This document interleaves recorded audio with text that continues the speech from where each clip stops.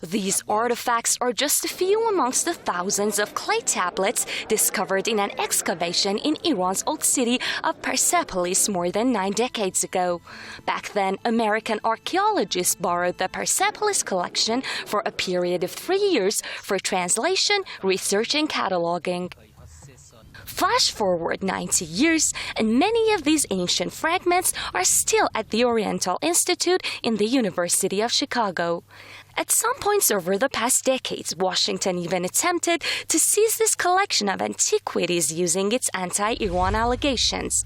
But in 2018, the U.S. Supreme Court ruled in favor of Iran's ownership of these assets. Susan Cheragchi, a legal expert with Iran's Ministry of Cultural Heritage, says it is time for these artifacts to return home.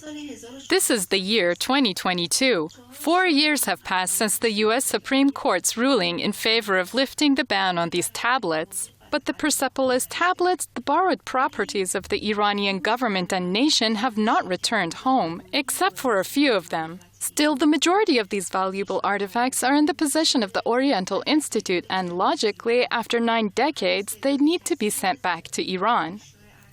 She has even disclosed some parts of the correspondence taking place between Iranian and American officials in 1934, based on which the American side agrees to return the inscribed tablets at its own expense.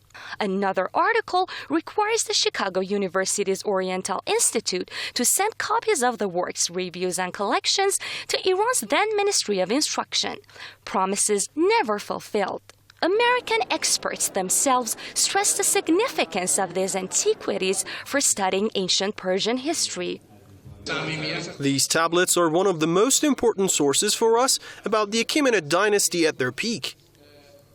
Abdulmajid Arfai, a distinguished Iranian expert of ancient languages, says these tablets reveal some remarkable information about the ruling period of Darius the Great.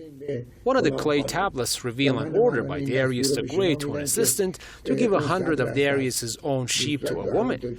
Decoding this tablet reveals that all of the clay manuscripts belong to the era of Darius. Iran's ambassador to the United Nations, Majid Takhtravanchi, says Americans are using different excuses to postpone the return of what is part of Iran's culture and history.